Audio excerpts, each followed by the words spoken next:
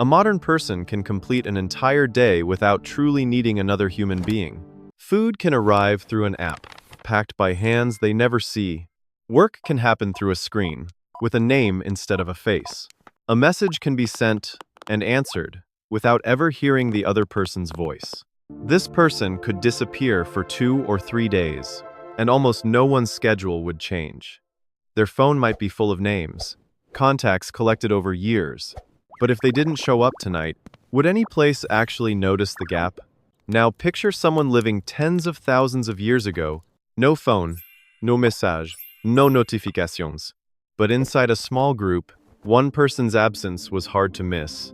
If the person who kept the fire alive didn't return, the fire could go out. If the one who watched for danger stopped showing up, the whole group felt exposed. A missing person wasn't just a missing face. It could shift the rhythm of everyone else's day. So here's the real question behind this video. What did ancient humans actually do about loneliness? Maybe the honest answer is that they didn't have a secret cure for it at all. Maybe their lives were simply structured in a way that kept pulling people back into view. Seen, needed, trusted, and cared for, almost by default. They worked together, shared food, cared for the vulnerable, and gathered around stories and rituals that made each person visible. That doesn't mean ancient people were happier than we are. The deeper difference is between being surrounded by people, being in contact with people, and actually belonging to them. Picture a circle of people sitting around a fire. Keep one question in mind as we go. What happens to that circle when one person doesn't show up? To understand that, we first need to separate two experiences people often confuse: being alone and feeling lonely. A person can be completely alone and feel calm, even relieved. Another person can stand in a crowded room, surrounded by family or coworkers, and still feel completely cut off. So loneliness isn't simply a lack of people nearby. It's a gap between the connection someone needs and the connection they actually have. That gap can involve intimacy, trust, being understood, having a role, or feeling like part of something. Many researchers treat loneliness as a kind of signal, something that pushes a person to repair or rebuild social connection. It's sometimes compared to hunger or physical pain. That comparison is useful, but only at the level of function. As a warning system, not as 3 identical experiences. In ancestral environments, a weakened bond with the group could carry real consequences.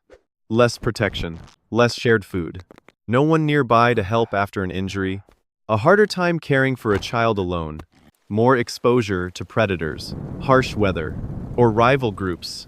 Before going further, it's worth naming a real limit in what we can know. Feelings don't fossilize. No one can dig up a skeleton and read whether that person once felt lonely.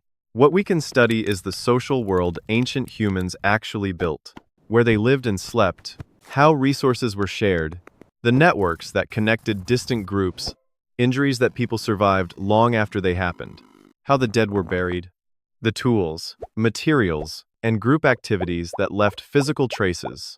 From those traces, we can carefully interpret the conditions that may have supported or damaged a sense of belonging. So, if loneliness isn't just about being physically alone, the next question isn't whether ancient people were always standing next to each other. The real question is what kind of social network they were standing inside. For most of human history, people lived in fairly small groups, nested inside much wider social networks. A living group wasn't simply a mother, a father, and their children. It could include relatives across several generations, people with no close blood relation at all, children being raised alongside kids from other families, older individuals no longer able to hunt or travel far, people who joined temporarily for a season or a specific need, visitors from allied or neighboring groups. These groups were also flexible, not fixed for life. People split off and rejoined for many reasons: the season, the location of food, marriage, conflict, simple curiosity about another group, changing environmental conditions. The important part is this: flexible movement did not mean an absence of belonging. A person could belong to a wider network, not just a single campsite. It's tempting to picture a modern hunter-gatherer community and treat it as a direct window into the deep past. That comparison is useful, but it has real limits. Modern hunter-gatherer societies offer comparisons, not perfect replicas of prehistory. No single living group can stand in for the entire span of human history, and their circumstances vary enormously by region and era. Still, across very different structures, one pattern shows up again and again. It was extremely difficult for one person to meet every need alone. Nobody could always find enough food by themselves, or defend themselves alone in every situation. Nobody could always watch a child every hour of the day, or make every tool from scratch. Nobody could always keep a fire going without help, or predict the weather with certainty. Nobody could always recover from a serious injury without support, or track migrating animals and ripening plants across an entire season. Alone. So ancient people weren't just physically close to each other. They existed inside a system, where one person's skill or action could directly change another person's chances of survival. A good tracker's work could matter several campsites away through shared routes, warnings, exchanged food, or information. That interdependence is the first real layer of belonging, having a role that mattered, inside a network bigger than any single fire. Ancient daily life was full of tasks that were hard to separate from the group entirely. One person might prepare food, while another gathered fuel or watched young children. Others repaired tools, kept watch for danger, or passed on knowledge about terrain, seasons, and animal behavior. Even storing and dividing resources required coordination. This didn't mean everyone had an identical, rigid job. Roles could shift with age, skill, health, local gender norms, the season, or whatever the group needed most that week. A skilled toolmaker mattered on a different day than a skilled healer, and both mattered eventually. But a pattern still emerges from all of this. A person didn't feel like they belonged, only because someone told them they mattered. That feeling could be reinforced almost every single day. When others depended on a particular skill only they had, when their work was one link in a longer chain of actions, when their absence forced other people to adjust or improvise, when their knowledge was passed down to someone younger, when the results of shared labor were split instead of hoarded by one person. Here's a modern comparison worth sitting with. A person today can receive dozens of reactions on something they post online, and still have no real sense of whether their absence would change anything at all. A notification count is not the same as holding a position inside a living system of relationships. But there's a real danger in stopping the story here. If belonging were only about being useful, it would become little more than a labor contract. So a harder question has to be asked directly. What happens to a person who can no longer hunt, gather, keep a fire going, or care for anyone else? If a community only keeps someone around while they're productive, that isn't deep belonging at all. That's something closer to being tolerated, not truly held. Belonging that only exists while a person is useful is a fragile, conditional kind of belonging. The next layer of belonging doesn't show up while a person is strong and capable. It shows up once they start to fall apart. Some ancient skeletons show something striking. One well-documented case comes from Shanidar Cave, in modern-day northern Iraq. A skeleton found there, known to researchers as Shanidar 1, shows a withered arm, blindness in one eye, hearing loss, and several healed fractures. This person lived with those impairments for a long stretch of time, not days, but years, before eventually dying. This evidence shouldn't be stretched into a certainty. It doesn't prove love or compassion in the exact way we describe those feelings today, but it does suggest something important. They were unlikely to survive that long if they had simply been abandoned. Surviving with those impairments likely depended, at least partly, on others helping with food, protection, movement, or daily care. There's a deeper meaning hiding inside that evidence. A community doesn't only create belonging by asking, "What can you do for us?" It creates belonging by answering a second, quieter question. You're still one of us, even while you can't do anything at all. Children make this pattern even clearer. A young child depends entirely on others before they can contribute anything back, and that care often extended well past biological parents. It could come from relatives, older siblings, older group members, or other nearby adults with no direct biological stake in that child. This placed a child inside a wider web of relationships. not just a single pair of caregivers. Daily life, in a small group, also created repeated physical closeness. People ate, rested, tended injuries, and sometimes slept near one another for warmth or safety. Not every ancient community slept or touched in exactly the same way, but many ancient people likely lived somewhere that changes in mood, health, or the body were harder to hide and easier for others to notice quickly. This is the emotional core of this section. A community with real depth doesn't only notice when someone performs well, it notices when that same person is in pain, weakened, or simply hasn't come back yet. Still, care and shared labor alone can't turn a collection of individuals into something more. To become a true we, people need to share more than resources and more than proximity. They need to share meaning.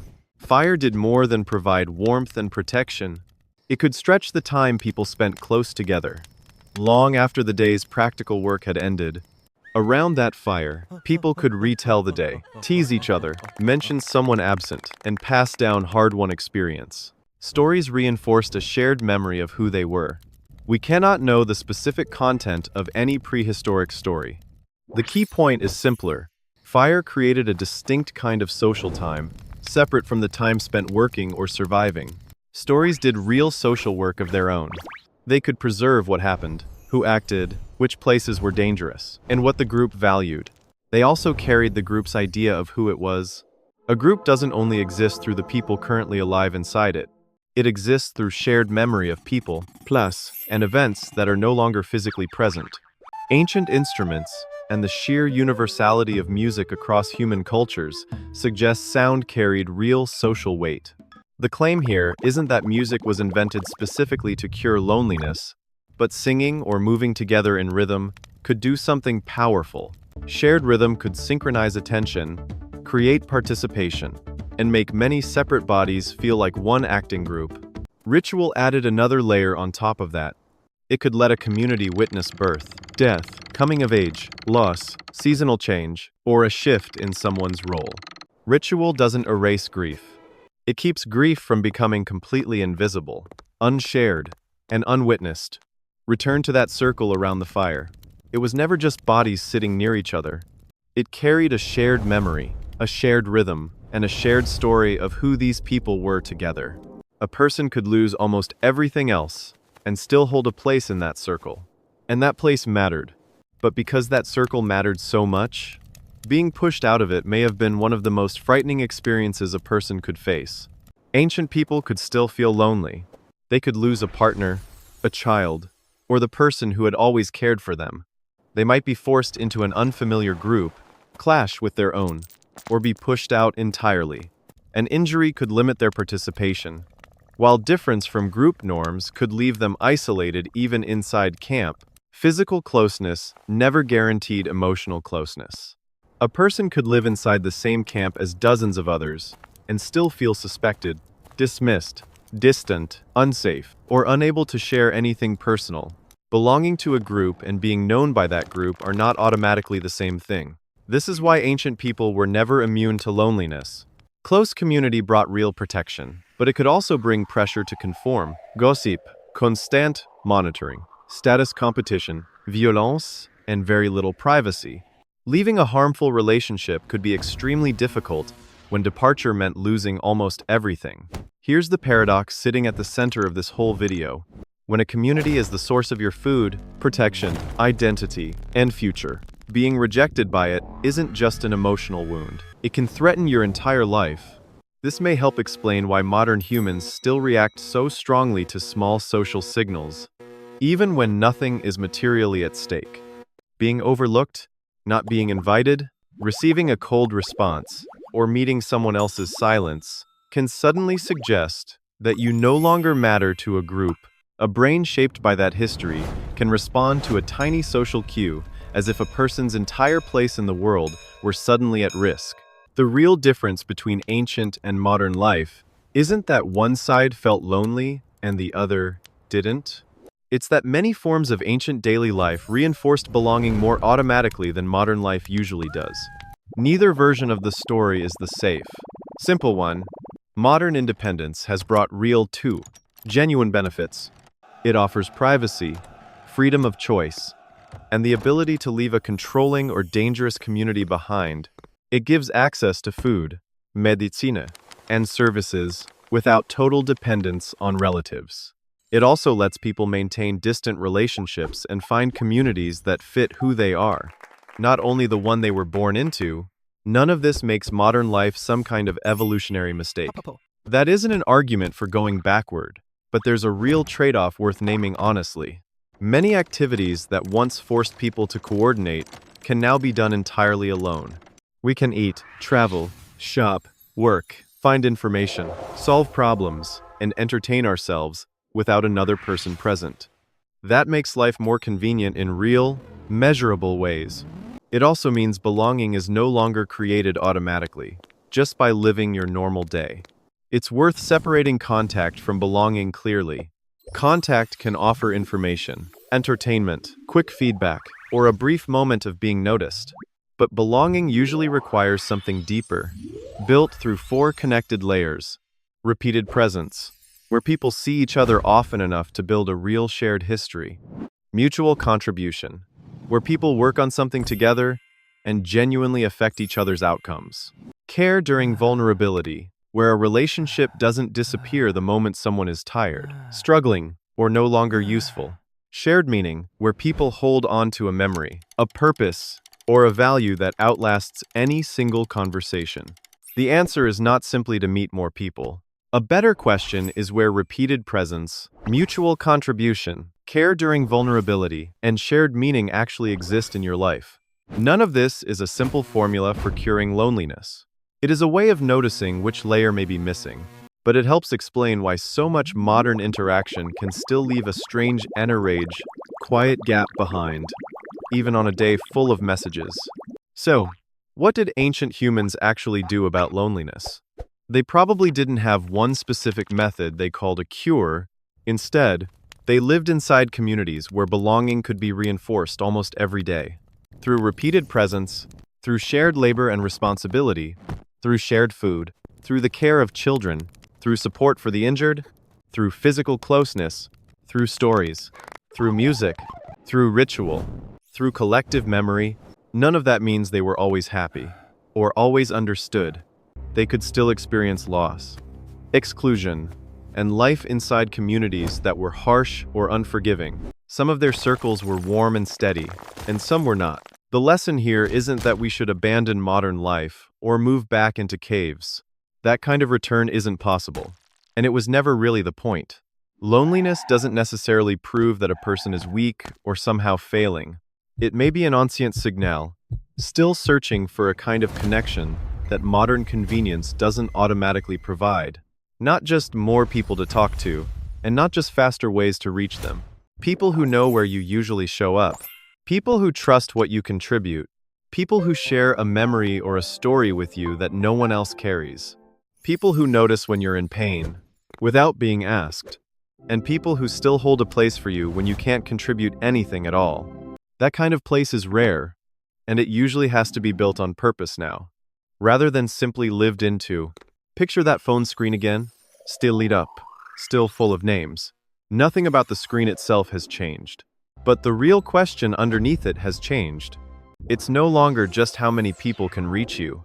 It's whether there's a circle out there that changes shape the moment you're gone. If this changed how you think about loneliness and belonging, subscribe for the next strange, deeply human question.